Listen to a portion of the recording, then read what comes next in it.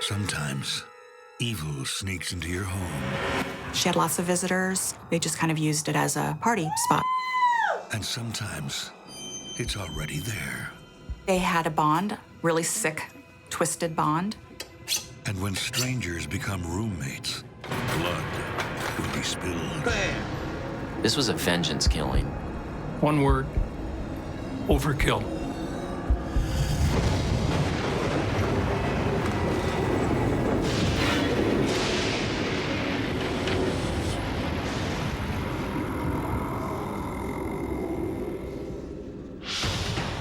On April 6th, 2010, Drew Pyatt arrives home to a horrific sight.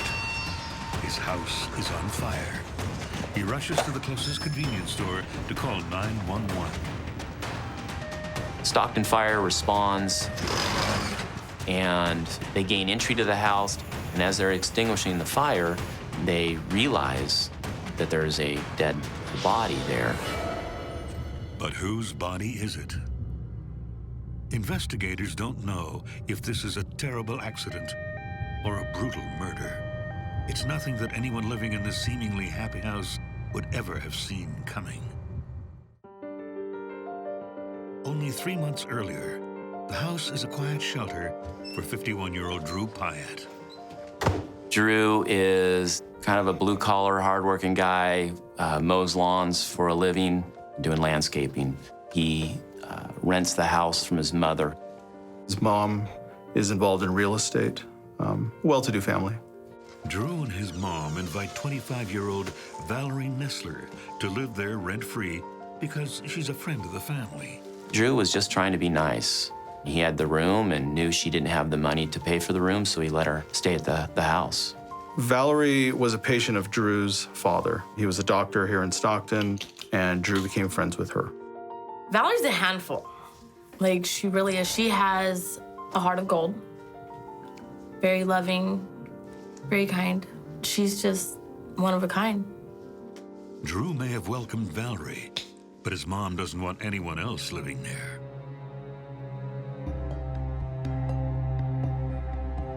The house is in Stockton, California, a city known mainly for its dark corners.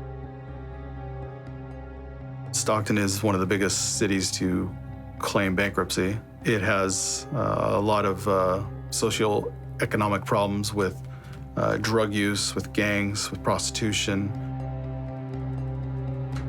In the recent statistics, it was determined that Stockton, or San Joaquin County, the county in which Stockton is the second most violent per capita county in the state of California, behind Alameda County, which includes Oakland, California. Luckily for Drew and Valerie, their house on Sussex Way in North Stockton is in a nice part of town. It's a nice neighborhood. You know, the lawns are watered and mowed. You know, there are trees in the neighborhood. It's a middle-class neighborhood. You would feel fairly comfortable walking, you know, the street, even at nighttime, I would say. The house was a standard California subdivision house. 3-bedroom, 2-bath, 2-car garage, lot size probably 1/8 of an acre, you know, nice front yard, well-landscaped, backyard, well-landscaped. The house soon becomes a refuge for one more, 48-year-old Jeffrey Wheatley. He's broken up with a serious girlfriend, and after months of living in and out of hotel rooms, Drew offers him a place to stay, despite his mom's wishes. So Jeff, by circumstances, found himself in Stockton, and through sort of partying and social contacts, came in contact with Drew, who had this house where he was, had rooms to rent. He had a room of his own, and I think it was that he was really feeling good. Jeff is looking for a new start here. His life has been filled with ups and downs. Growing up in San Jose, Jeff drops out of high school at 17. And at his mother's urging, he enlists in the United States Coast Guard. He absolutely embraced the military. He was able to go forward and get his GED, his general education diploma. He just blossomed. He loved being able to call us and say, I'm in Kodiak, Alaska, or I'm in Astoria, Oregon, or, I'm in Juneau. He loved that. And I just think he really found a brotherhood there. Things go well for Jeff until a series of accidents changes things. It all starts the day he has a serious fall on deck. He had a very severe knee injury. The Coast Guard sent him to Seattle. They did the first of his knee surgeries there. He went back to the Coast Guard and was in a helicopter incident, and it re-injured his knee, which was already in bad shape. So he had to leave the Coast Guard. He's honorably discharged, but doesn't know what to do with his life. He tries working in restaurants and then driving trucks for a living. Then he goes back to school in Jasper, Georgia, to become a nurse. Jeff was really smart. He's graduated at the top of his class. But he doesn't stay a nurse long. Well, first of all, in the Deep South, if you're not a woman and you're a nurse, then there's a real question of your sexuality. And that certainly wasn't part of Jeff's psyche. It bothered him no end, and he didn't stay with it. Jeff's larger-than-life appearance earns him the nickname Half-Ton. He was 6'4", 6'5", big man. But he had this aura about him, and when he spoke, I knew he was the not-so-tough guy. He was very soft-spoken and very gentle, and he was very kind. He had very kind, beautiful brown eyes. We used to feed the homeless people all the time. That was a high priority on his list, that we would give them food, we would give them money, we would buy them meals in restaurants if they were in there having a cup of coffee. He would tell the waitress, buy that guy anything he wants and put it on my tab. He loved people and he cared about people. He was a big guy, looked intimidating, but he was a teddy bear.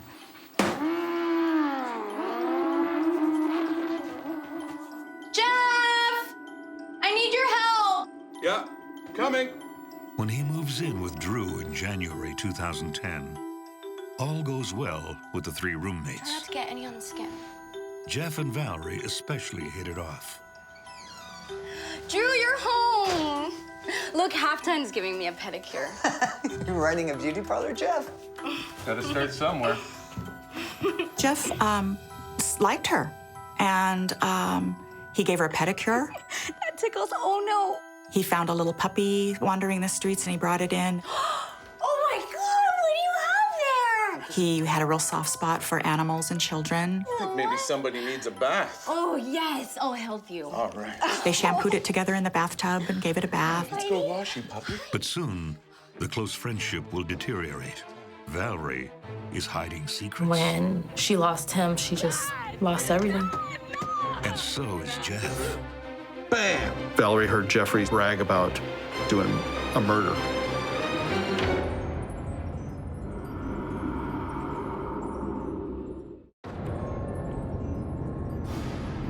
Former U.S. Coast Guard Jeff Wheatley has just moved into a new home in a nice suburb of Stockton, California.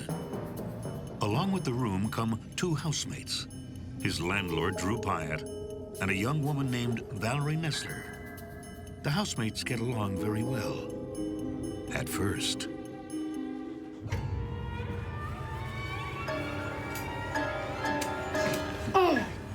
So jumpy.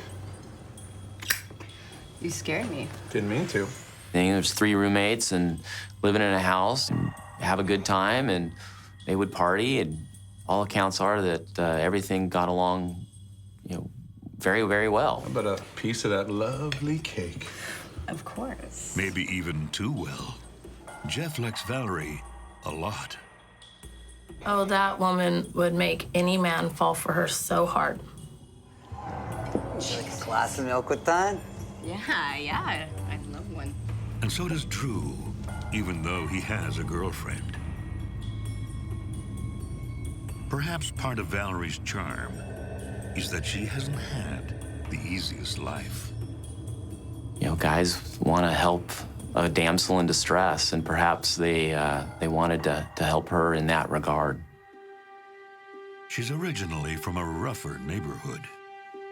Valerie grew up in the east side of Stockton, where everybody knows everybody. East Side is an unincorporated area of San Joaquin County. It abuts the city of Stockton. It's on the other side of the San Joaquin. There's a big wash there. It's kind of always been its own little entity. I met Valerie in 3rd grade.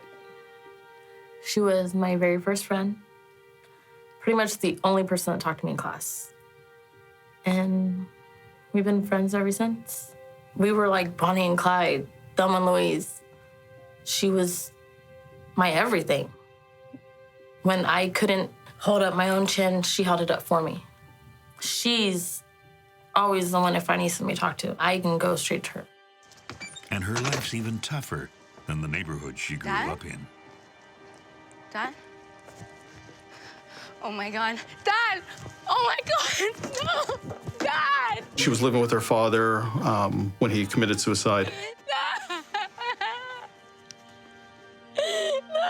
He was her whole world. She was a daddy's girl.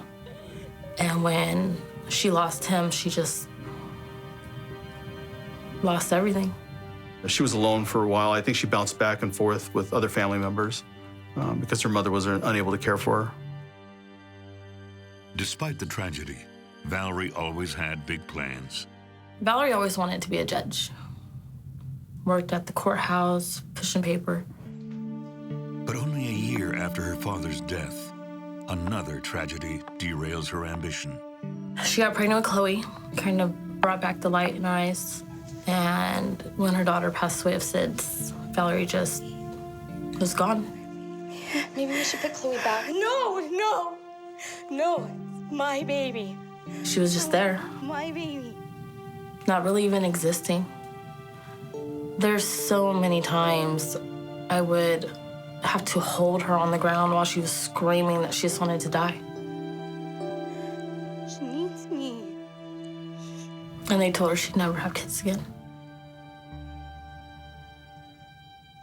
So she lost her one and only. It doesn't take long before it's obvious Jeff, Valerie, and Drew are 3 very different people.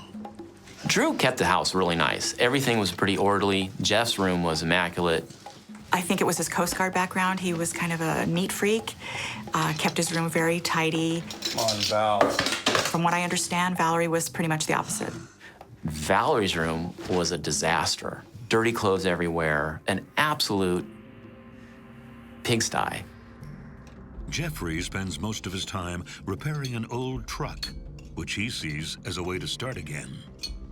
He was restoring an old truck that my father had bought for him.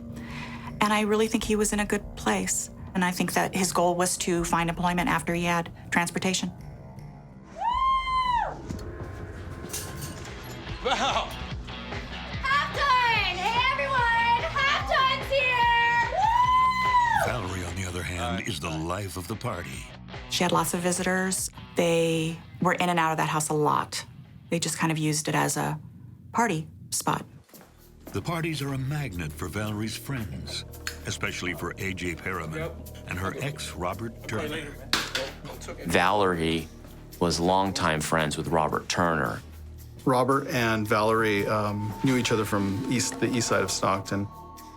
Like Valerie, Robert has a tragic story in his past. His brother Moose died young. In 1994, Moose was found dead in a room from a gunshot to the head. It actually went up through the bottom of his chin, up to the top of his head. It was ruled a accidental, self-discharged death. It wasn't a suicide, but he was messing around with a gun and shot himself. Robert and his family are convinced that he was murdered. They never accepted it. They always believed it was some outlaw motorcycle gang, like a Hell's Angel type hit for drugs. Jeff and Robert meet at one of Valerie's parties. Oh, hey, this is my new roommate, Jeff. Jeff, this is Robert. I've known him forever. Hey, man, nice meeting you. The roommate, right? You bet. You want a beer? Oh, no, I'm good. Thank you very much. Thank you. Sweet. Oh, hey, Robert. Come on. Come to my room. Wait, I have to Val, show you where you something. wanna go? Come on. It seems that Jeff isn't happy that Robert and Valerie are spending so much time together. If she wanted a certain person, She didn't stop till she had him. If she knew she could have him, she didn't want him at all. Jeff has no reason to be jealous of Robert. He already has a girlfriend, Valerie's best friend, Amber Melendez. Robert was very family-oriented when it came to me and my kids. The way his stance, the way he walks, he always has some weird expression on his face, very comical. And I was like, you're just, no, I'm cool. But he turned out to be a little pretty boy. Loves to joke around. The one that, if you're not having a good day, he will make you laugh when you don't want to. He fixed me. He took me out of a really abusive relationship and showed me that men don't hit women. He opened the doors when they needed to be opened. He was really caring, very lovable. They've been dating for months. Amber knows Robert's been spending a lot of time with Valerie lately, but she also knows they're old friends. Besides, she trusts Robert. Valerie relies on the couple for support, and late one night, she reaches out with some shocking news. Hello? Amber! Amber! I've been attacked! As he got involved in drugs, his behavior changed. He at one time claimed to have been part of an outlaw motorcycle gang.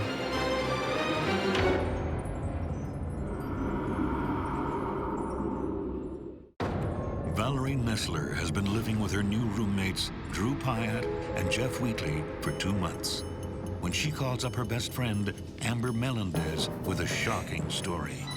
She's been sexually assaulted at the house. Amber! Amber! I've been attacked! She said that she had woke up to just feeling touched. Her pants down to her ankles, her shirt pulled up. She said at first that she thought it was a dream that she couldn't wake up from. What's worse, Valerie says the offender lives in the house. It was Jeff. Jeff, yes, my roommate. As it turns out, Jeff has some painful secrets. It all starts with his knee injury. I remember him calling me once and telling me that he used to have to sleep in the bathtub so he could pour hot water over his legs at night because he was in that much pain. At first, doctors give him painkillers to help him cope. But when he develops an addiction, they stop. The doctors cut off his prescriptions. They put him on painkillers with his knee surgeries, and then they cut him off. And so he had no access to anything but street drugs. But he didn't use a lot. He only used enough to curb his pain. By the time he moves into the house, he's been using for 3 years, and it's taken a toll on his relationships. As he got involved in drugs, his behavior changed. It instantly formed a wall between Jeffrey and I. Worst yet, he may be involved with a criminal gang. He at one time claimed to have been part of an outlaw motorcycle gang. He had mentioned that to his roommate, Drew Pyatt. It's Jeff, you raped me! Amber doesn't know what to make of Valerie's phone call. It's weird, because I wasn't sure to believe her. She knows that Valerie can be dramatic at times. Valerie liked to cause drama between people. I think it was more for attention. You had to know Valerie to know how far the drama was gonna go. Is Robert there? Give me Robert, please. I need to talk to Robert. What is it? Yeah. Robert doesn't leap to Valerie's rescue. He's used to her antics by now. I'll see you tomorrow, okay? Robert! Next, Valerie calls the father of her child, Ron. He gets upset, but she convinces him to drop it. She admits she's not completely sure what happened. Daily life in the house appears to carry on as usual, but there's something brewing under the surface. There was, obviously some tension in the household, centered around Valerie. The tension ratchets up even more one night while she and Jeff are alone. That guy is sexy. Really? I think that guy is sexy. I killed a guy once. You killed a guy? Yeah? Valerie heard Jeffrey speak about or brag about doing a murder. He said that he shot the person in the head. Bam! Right in the face. Meanwhile, Drew is starting to get pissed off, too. Hey, you! I know you're selling meth. You gotta stop or you gotta get out. What are you talking about? Drew told us that he suspected that Jeff was selling low-level narcotics. He didn't want that in his house because it was his mom's house, and that he had confronted Jeff about that to either quit or to leave. But before Drew makes good on his threat, he gets a strange phone call. Hello? He got a warning to get out of the house because bad things were coming. That night, he stays out with his girlfriend until close to midnight. Into the early morning hours of April 7th, Drew returned to the house, saw that the house was on fire. Oh, what the? He races to a convenience store down the street, where he calls 911. I need to use your phone. It's an emergency. Stockton Fire responds, and they gain entry to the house. And as they're putting out this fire, they realize that there's a body there. They immediately freeze the residence and call Stockton Police Department. We responded to the location upon Sussex Avenue, and we began our investigation. The fire was considered suspicious, and there was also a larger crime scene inside the house. Investigators immediately stumble onto something odd. We found a bag near the front door, not far from the body. In that trash bag was a sawed-off shotgun with 2 expended 12-gauge shotgun shells, 2 knives that had blood on them. They appeared to be kitchen knives, and a lot of men's clothing. What happened in this Stockton house? And whose burned body is found in the entrance? The medical examiner for San Joaquin County described it, one word: overkill. There was blood literally just everywhere, pools of blood.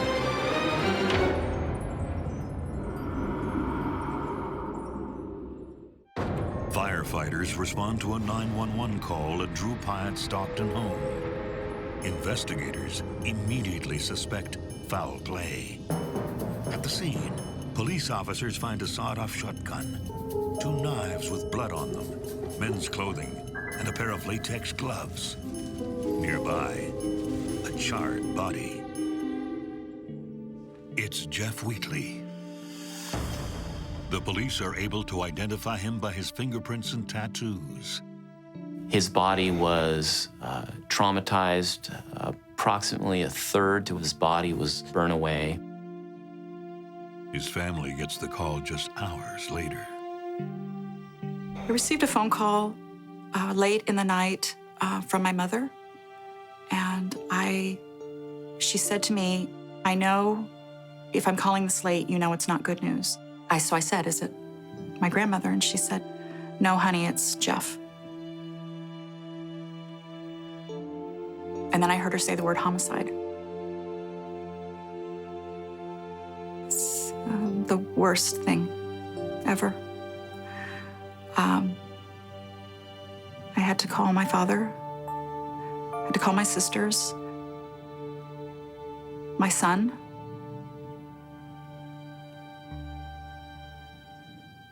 It was awful.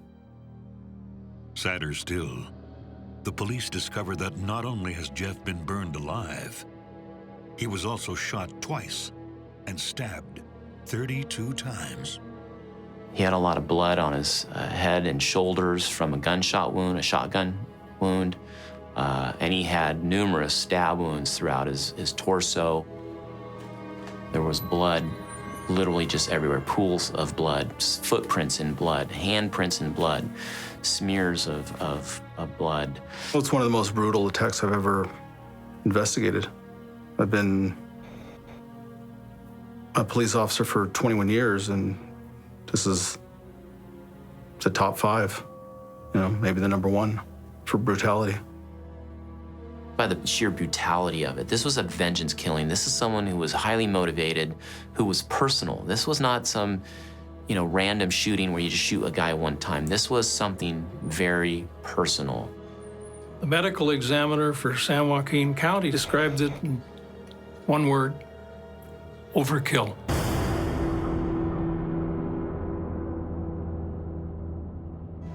The police start piecing together the evidence. First, they interview Drew. He made the call and was the first one in the house. Drew at first was a little evasive. Things don't look good for him. There is gasoline found all over the house, as well as an empty gas can.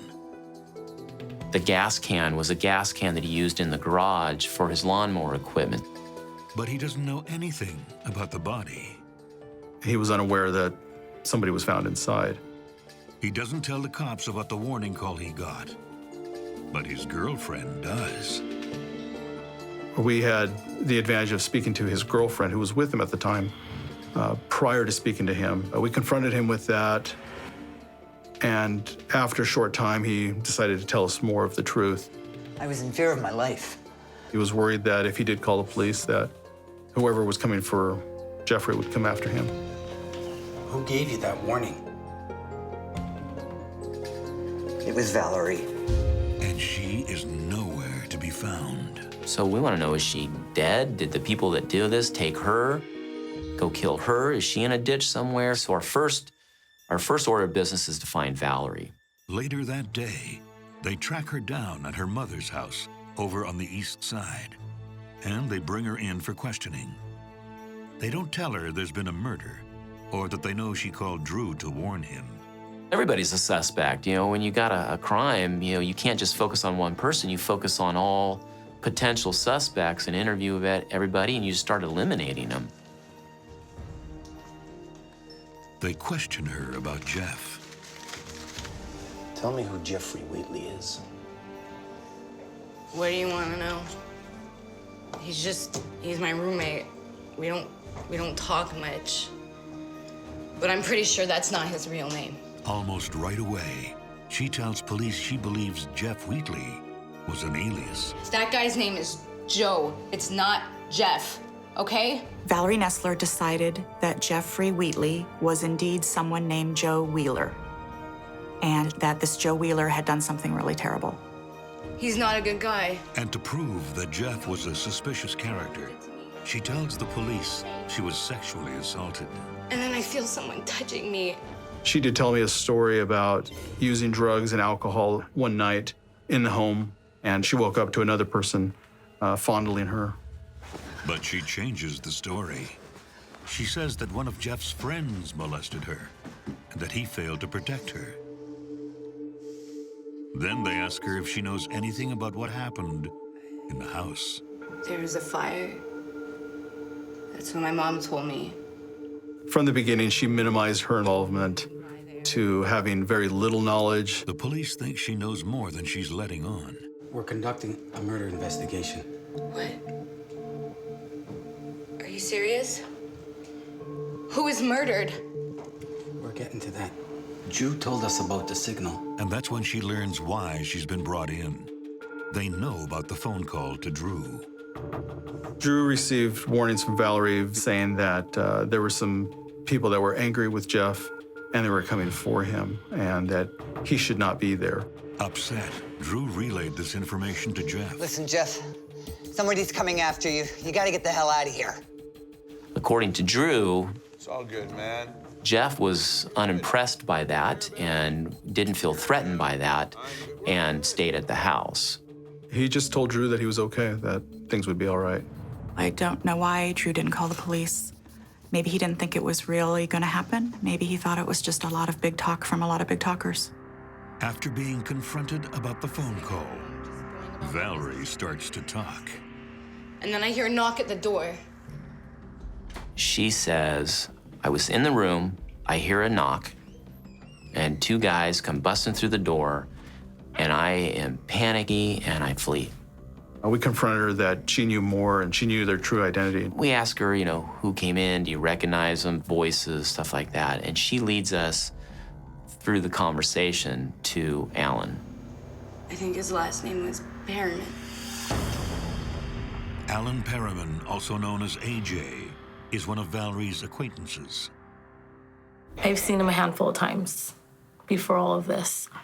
And every single time it was very pleasant. He'd come over for dinner, very respectful, yes ma'am, thank you. He loved kids. I remember waking up one day and he's watching SpongeBob with my son, crawling all over the floor. Telling him, come on, little buddy, you can do it. Stand up, you can walk. The police press her for the other man's name. From the neighborhood, they call him Nico, I think. Valerie claims that the other man in the house that night was someone named Nico. She insists she didn't do anything wrong. After about 2-3 hours of interviewing, we let her go. We all kind of sat down and talked. You know what? This was a vengeance killing, and these kind of people don't leave witnesses. So why is Valerie alive? And we kind of went, So we investigate further and we go after Alan. The police arrest Alan Perriman early in the morning on April 13th. He claims he had nothing to do with the crime, and he has an alibi from the police themselves.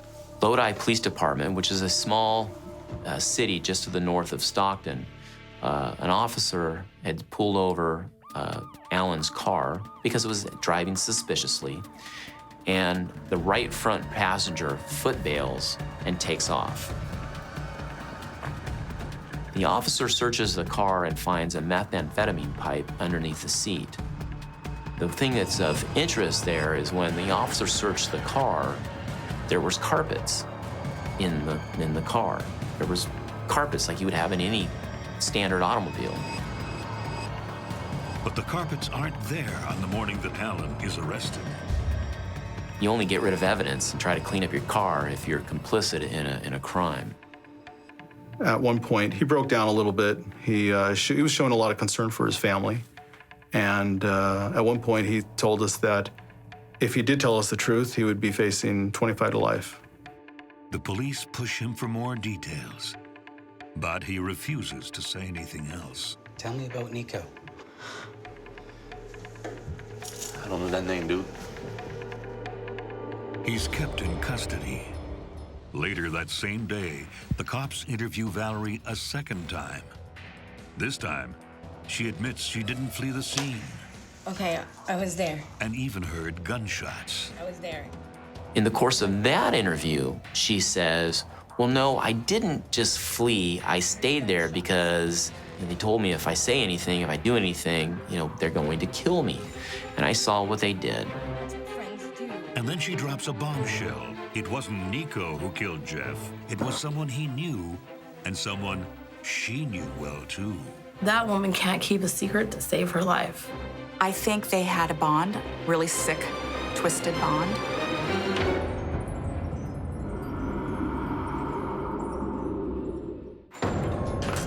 Police have one suspect in custody for the brutal murder of Jeff Wheatley, Alan Perriman. But they're desperate to identify his accomplice. So they bring Jeff's roommate, Valerie Nessler, in again. She's scared, but she's about to sing. It was Robert. Robert Turner.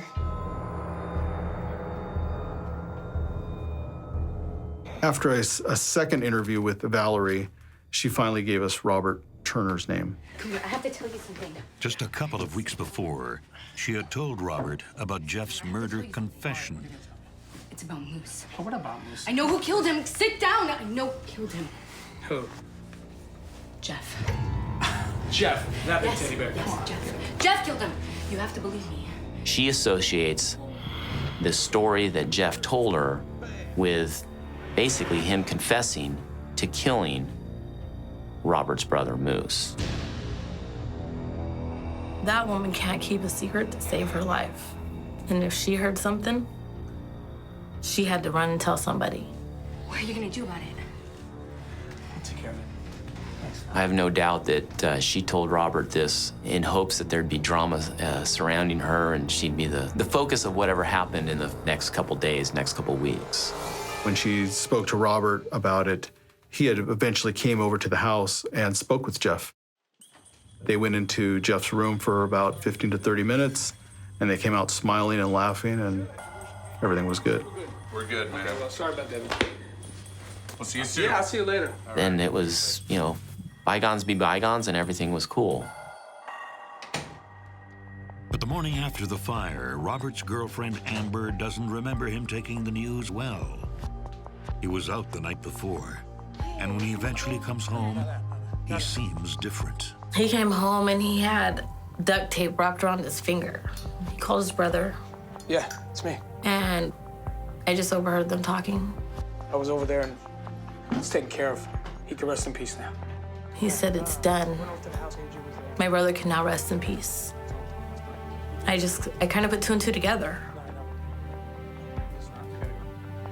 And I didn't know what to think. Amber knows Robert has a thing for fire. I know. He loved fire. If he can burn anything, I don't care if it was a piece of paper. If he can catch it on fire, it was going. That was his thing. He was a pyro. Robert may have played the family man to Amber, but he has a history of arson. He burned down a trailer to avenge his other brother, Bruce.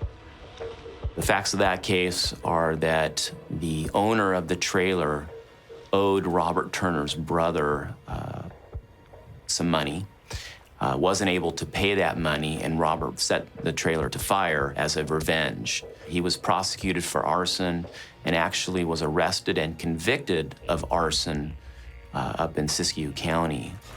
Amber knows a place where they can go while Robert figures out what to do. I took him to a friend's house, and it wasn't because I was trying to take him and hide him. It was more I wanted to get through to him. He wanted to go suicide by cop. I wasn't gonna let that happen. Police issue an APB for Robert Turner. We didn't know where his whereabouts were, so we released it to the media. We had done a kind of a full court press. We had released his photograph. We had police officers, U.S. Marshals, other law enforcement agencies trying to find Robert here. We were pulling out all the stops. On April 17th, 11 days after the murder, he finally turns himself in. He told me, let's do it. I'm gonna turn myself in. I opened the front doors. He walked in. My name's Robert Turner. I'm turning myself in. Don't shoot. He was afraid more of getting caught than anybody else. Even with two suspects in custody, 2 months later, the police are still trying to figure out how Valerie fits into the story. You know, she was either a witness or a suspect. And we still kind of scratched our heads going, you know, if you're just a witness, you're an innocent witness, you're too much of a liability. And these guys don't care about killing somebody by look at what they just did to Jeff.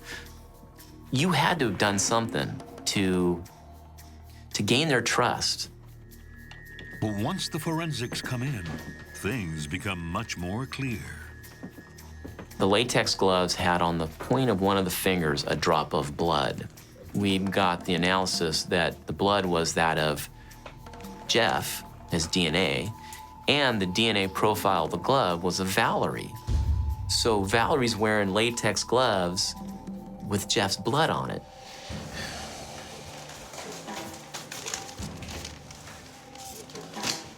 What's that?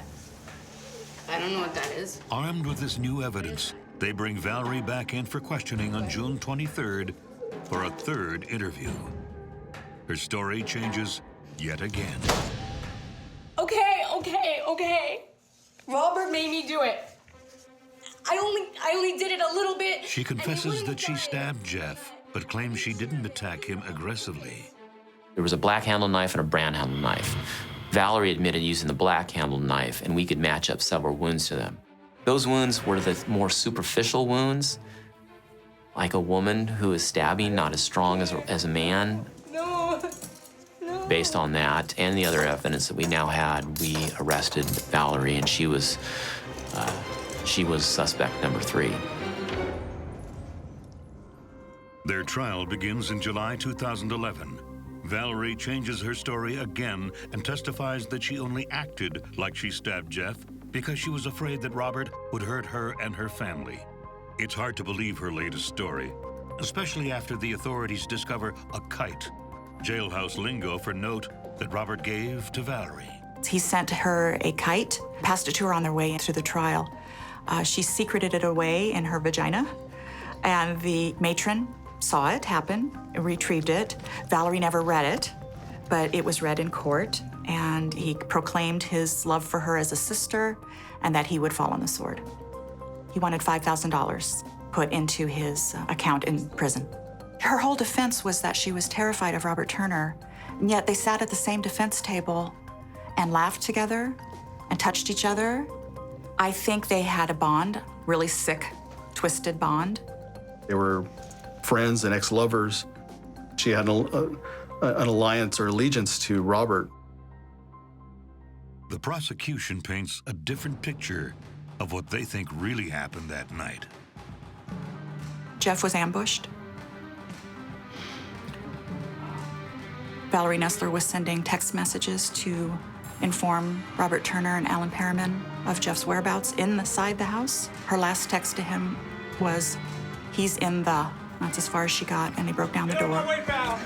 Robert came through the door, shot him twice with a shotgun. Jeff had a bird shot on the side of his face, and then he had a second shot on his shoulder. A fight ensued. Jeffrey was injured but not incapacitated. While this is going on, Alan stands guard at the door. Every indication is that Alan was the guard, making sure no one leaves, making sure no one comes in. Bob, get in here! Get a knife! In the kitchen, there was a drawer that had the kitchen knives. Valerie and Robert then took those knives and later the autopsy determined that he had 32 stab wounds throughout his body. And the 3 of them walked away from him.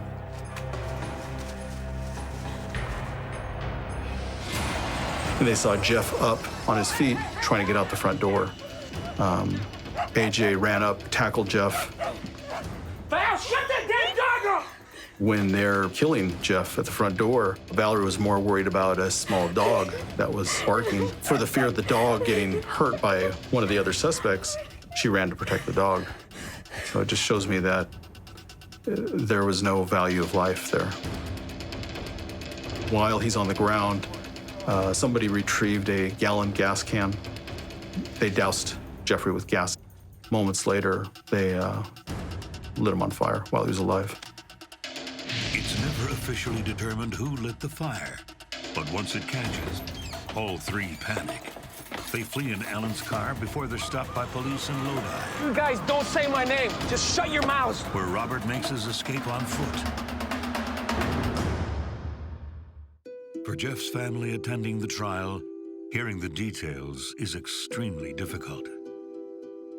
It was devastating. I saw weapons. I saw crime scene photos. I saw autopsy photos. As bad as I thought it was worse. He was tortured. Brutal. There's no other way you can describe it. It's brutal. He fought really hard. He tried to make it out of that house so badly. He really tried to survive. The prosecution explains the motive for killing Jeff.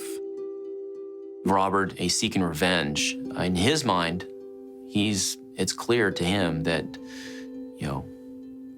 Jeff has killed his brother Moose 15 years ago, and now Jeff's got to pay. I think she didn't get the reaction she wanted with the whole he touched me thing. So I think she took the one thing that she knew would get to Robert, and that was his brother. The irony is that there's no way that Jeff could have killed Robert's brother back in 1994. He was actually stationed in Atlanta, Georgia at the time of Moose's death. So there's no way that Jeff could have participated in that killing. It's impossible. Jeff loved to brag. He loved to tell a big story, and he had tons of them. Problem is, Jeff would have bragged about helping someone. He would have bragged about saving someone. He never would have bragged about hurting anybody. He was a big softie, a big teddy bear, soft heart.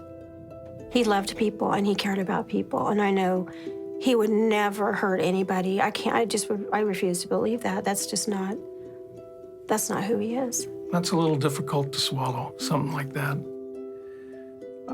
I don't believe that he actually, I don't know for a fact, but I don't believe that he ever said that in those words. I do not believe that Jeffrey would ever say that. There's also no proof that Jeff was part of a criminal gang, that he was dealing drugs, or that he ever assaulted Valerie. Valerie liked to be the center of attention. She had to be everybody's number one. Everybody's. She could be your best friend or your worst enemy. And it was all up to you on which one she was gonna be. That I'd still have my brother. If Valerie Nessler hadn't decided to play games using people. Robert Turner and Valerie Nessler are found guilty of first-degree murder in July 2011. Valerie is given 26 years to life in prison, while Robert is given life without the possibility of parole. In the fall, Alan Perriman is found guilty of second-degree murder and is sentenced to 16 years to life. The jury came back with verdicts in about 45 minutes, which in a special circumstance case is unheard of. Every one of their sentences reflect their level of culpability. So I truly believe justice was done in this case. I'm not a proponent of the death penalty, but I do have to say it crossed my mind. But I'm glad that I prefer life without parole. So I'm glad that that's what Turner got. I absolutely feel that Valerie Nessler should have gotten the same thing. A.J. Perriman should have gotten more time also. He was a good person. He loved animals. He loved his friends. He was just trying to live Jeffrey's life. Have a little fountain in my backyard that I made, that we built, and I have a granite rock with Jeffrey's name inscribed on it. And I sit, have a cocktail, and sit out by the pond and toast him. And I have moments, both my sisters and I, we all three share this. When we see a Harley, we see a big guy on a Harley, we have little moments where you can smile and think about him and just miss him without having to associate it with all of this horribleness, where we just miss him.